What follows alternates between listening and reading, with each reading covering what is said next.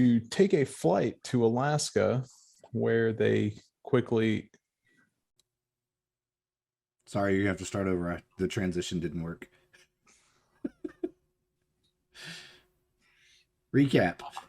Our story opened up with all four of our agents being informed by their handler by his regular method that they had an operation which needed their attention.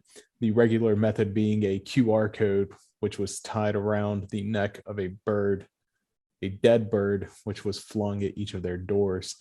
The QR code took them to a website where, after entering in the 42-character password, which had been provided to them the previous day, they were given the flight information, which brought each of them to Alaska, where they hopped a bush flight and flew north to the city of Dawson. In Dawson, they found what was little more, during the off season, little more than a hunting camp with a bar occupied by many alcoholics, hunting a variety of animals, mostly for sustenance. However, they did make friends with one of these hunters, or rather, they hired one of these hunters, one Thomas Anawak, who is of Inuit descent, and hired him in order to take them hunting for caribou. Now, while out, Agent Kellog began to notice that Mr. Anawak was performing what Agent Kellogg believed to be magic. And Agent Kellogg began to intervene and interfere with Mr. Anawak's sigils, I guess. He was drawing effectively sigils. And in the process, Agents Kellogg and what was your name? Kraken. I was like, what is Machete Barbie's name? Agents Kellogg and Kraken found themselves seeing a bright light whenever they closed their eyes. A light which interfered with their ability to sleep, and which, whenever they close their eyes for any period of time longer than a blink, upon opening their eyes, their eyes have to adjust back from this brightness into the what would effectively be for them the darker real world. Now, in the town, prior to hiring Mr. Anawak, the agents learned of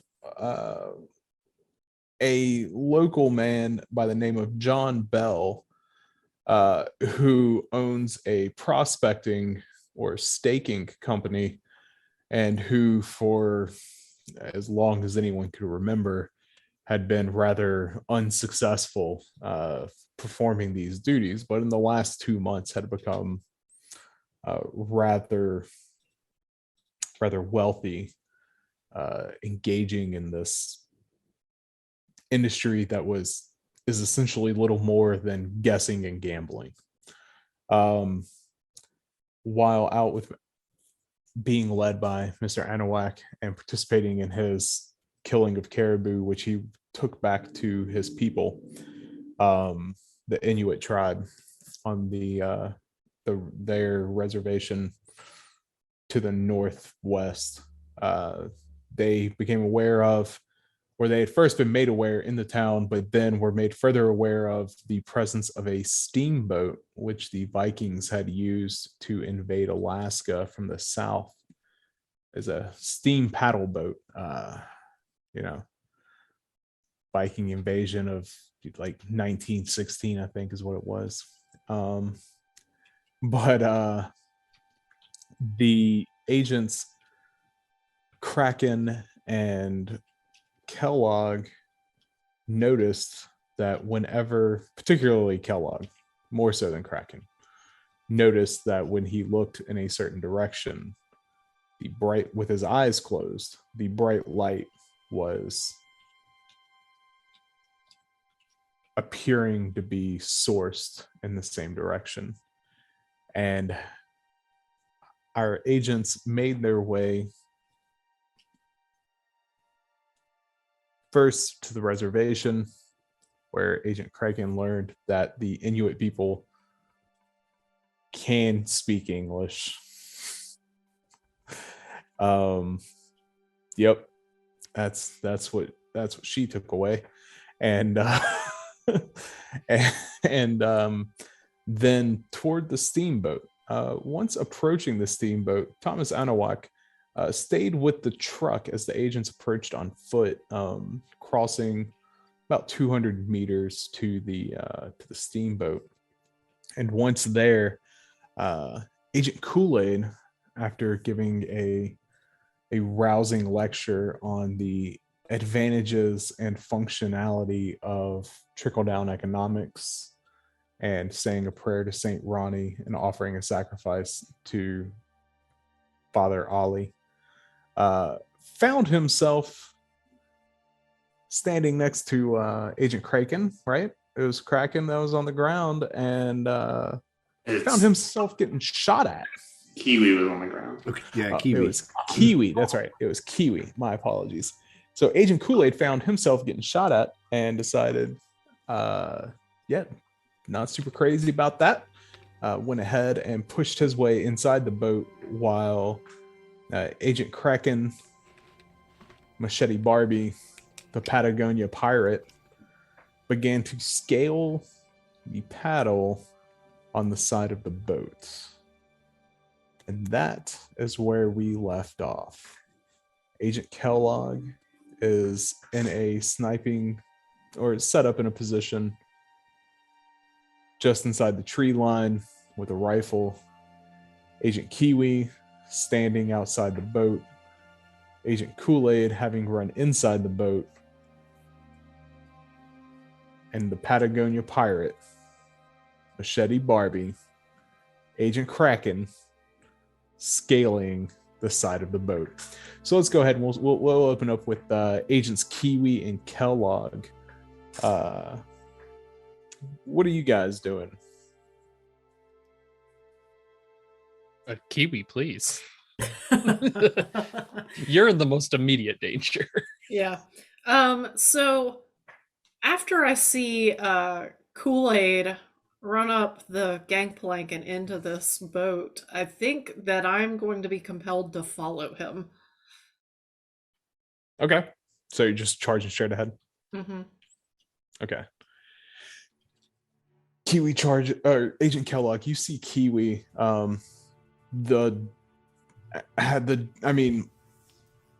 Agent Koolaid is just entering into, he jumped something kind of almost with like a preternatural instinct. He managed to narrowly avoid being shot, and he ran up the gangplank, and you see Agent Kiwi follow behind, not far behind. As each of them are entering into the boat, you do see Agent Kraken scaling the side of the paddle boat, and you believe that the shot probably came from somewhere near the bridge, which is, this boat is listed on its side, not all the way, but it's got a good angle on it. And so you're not 100% sure, but You're pretty sure that's where the shot would have come from. All right. He is going to take his time to aim. His eyes kind of are burning because he has to keep them open, because every time he blinks, it's like the sun he's just staring at it. So he's trying to keep these open in the cold, and it hurts, but he is aiming at the bridge and kind of keeping an eye out for something to pop out that he can take a shot at. Okay, so what we're gonna say is, with your aiming, okay. Yep. You it's plus 10% per turn. Okay. Normally, isn't that that's the normal? 20, I think, but Okay, well, yes. for you it's plus 10 because you're having to makes keep your sense. eyes open. Yep. And every time you blink, you kind of gotta. I figured it was. reacquire. Yeah, that checks out. Yeah. If if every time you had to aim at something, you had the sun in your eyes. Yeah, it's not great. Yeah. So, all right. Yeah. So you're aiming up that way. We will go in order of dexterity. What was the dex order? Was it I think I was first. I had Koolaid? Yeah, Koolaid, Kraken, Kiwi, and Kellog. That sounds right. Think so. I think so. Yeah. All right. So Koolaid, you enter into the side. As you enter in, you hear behind you Kiwi following. You have come in. There's a door to your right, which leads further toward the front. Yeah, the front of the boat, and then another door which is still in front of you and to the left. So you would have, if you come in this way, this is the door to the left, and this is the door to the right. Right. So you come up here. There's this door going left, heading towards the back of the boat, and the door going to the right, heading towards the front of the boat. Yeah. And inside this room, it is, I'm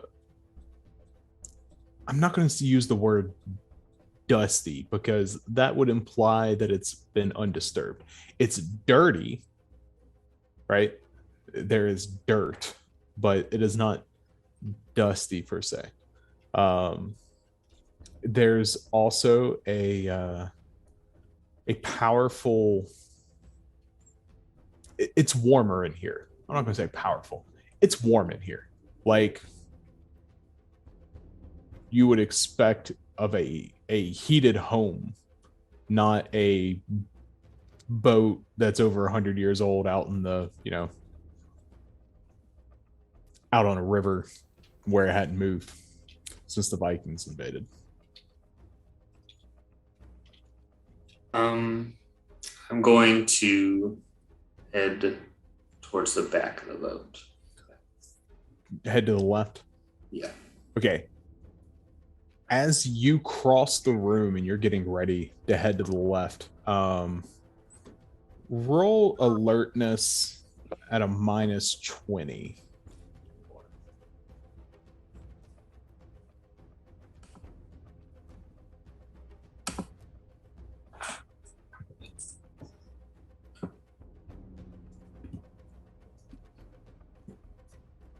So that's a 100.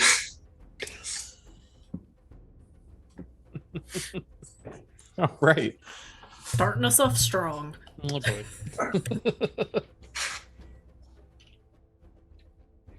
As you cross the room, you actually hear a voice. Okay. It's calling out for help. It's really it sounds like a man in pain, and not like, it's not a sudden pain. You hear a man calling to you, calling for help from anyone. His voice is already dry and cracked and throat raw from screaming, and at this point it's almost like a whisper. It's almost like a whisper. Just help me, my bootstraps, they weren't big enough. Oh, well, doesn't sound very American of you, pal. Be more honest and hardworking next time, and then I'm going to continue with my mission. You for are Uncle awfully Sam. You are awfully close to Russia. No. Now, to be fair, I can see it from my house. Yeah. Exactly. So the voice that's calling to you is coming from that door to the left that you said you were going towards the back. So it is coming from that door. Okay. Okay. Or from that direction. Like behind the door? Oh, yeah. I mean, yeah, the door is open. It's not like it's not closed. It's open. Like it's not all the way open, but but it's coming from that direction. And I'm assuming you're gonna go through the door. All right, as you go through, I'm gonna go through, gun up because he could be a threat to American hegemony. Absolutely. Yeah. Sneaky commies. Exactly. So you gun raised, you head through the door, and you begin to hear behind you heavy footfalls. Not Agent Kiwis. You heard those as well, but other footfalls that sound like they're coming from the front of the boat, and from the back of the boat here. There is, when you open the door, there is like a red glow that is coming from another door at the end of the hall. On the sides of this hall, you see a single door on your left and then multiple doors on your right. They're not even doors. They're just doorways. The doors are completely gone off of all of these. And you can tell from the first one where you can, because the angle you're able to see into it, it would have been like a room. I guess it would have been a room like someone lives in. It's someone's quarters. We'll go with that. Not like a guest room. It's not nice. It's where it would have been like a crew's quarter room. Someone that worked on the boat. That's where they stayed. Okay, if I'm not seeing the possible communist calling, you're still hearing for it. me, Yeah, you're still I hearing can hear, but I can't see him, right? Right. Then I want to turn around to see what the heavier footfalls are. Okay. Second, Kraken. You're climbing the outside. Yep. We're going to say you're about 3/4 the way, because it's not straight up. I mean, it's at an angle. Yeah. Yeah, you're about 3/4 the way up. Is the picture I put in the Discord a pretty realistic look at what the type of paddle boat that we're on? Yeah, except the paddles are on the side, not the back. Okay, so it's more of a steam wheeler than a paddle boat like that. Okay, cool. So yeah, I guess I'd probably be over probably about the first rail, right? And the bridge is up high, correct? Is there anybody on deck that I see? Not from your angle, but you're pretty sure that when that you heard that gunshot come from higher up on deck. Does it look scalable? Like, does it look like I can continue to climb up without much problem? Okay, I'm gonna climb up. Not trying to be super stealthy, but also not. I'm doing it cautiously, I guess. Do you want to make a stealth roll? Not with a 10. Do I it's the want only to? way you're gonna get better. Yeah, right. But I'm gonna do it cautiously, so that more of a. You're not more like a athletics. Like, I'm trying to climb cautiously because I know there's probably ice on these rails and whatnot, so I don't want to slip off and fall to my crushing death. Yeah. So we'll say that you make it up the wheel and onto the deck, that upper deck, right? Yep. And from that upper deck, first off, one of the first things you notice is the deck. There are, like, you got some areas of rotted wood, sporadic. Yeah. However, there is not ice, but the deck is wet, right? That's like weird. Yeah, it's wet. Like, there was ice maybe at some point in time, but it is not icy. So also, now that you're thinking about it, because you noticed this, there was no ice on the wheel either. It was just wet. Just wet wood. Huh. There's snow on the ground, but it's just wet. Is there any steam coming out of the stack? I'd never asked that before. No. Okay. I figured you would have said, but Yeah. so two things I'm thinking, if I know about where that gunshot relative to me kind of came from, I'm going to grab one of my lasers, one of my laser sights out of my pocket. Can I try to maybe affix it here some kind of way to kind of point it in that direction up? Fix it to Like the rail, like fix it to the rail to point straight up into the sky. no, to point at the Toward bridge, the bridge. towards where I heard the gunshot come from. I mean, what I want to do, I'll tell you my whole plan. What I want to do is then, since I'm on the deck, I want to crouch down and wait for the next shot. I want to crouch down, go across the deck kind of towards the front of the boat, wait for the next shot, set a second laser so I can kind of help triangulate and point for AJ Kellogg where he can maybe get a better look at where this thing is coming from. I cannot think of anything. I mean, if you can think of a way, like if you can justify how you would do it, sure. The triangulation or the attaching? The attachment. Are you the kind of yoga person that chews gum? You're climbing a steamboat, just big stick of gum in your mouth. Yeah, right. Just use the carry strap from your yoga mat. Duh. Like a whole Yeah. pouch, Oh, like a whole yeah. pouch of Big League. Yeah, right. No, yeah, I have the. I will use my boot laces. Actually, I will pull a boot lace out of my boot and tie this thing on. It will take your turn to pull your bootlace. And pull it and tie it in a turn. No, it will take your turn just because pull you my climbed bootlace up here to pull your Yeah. bootlace.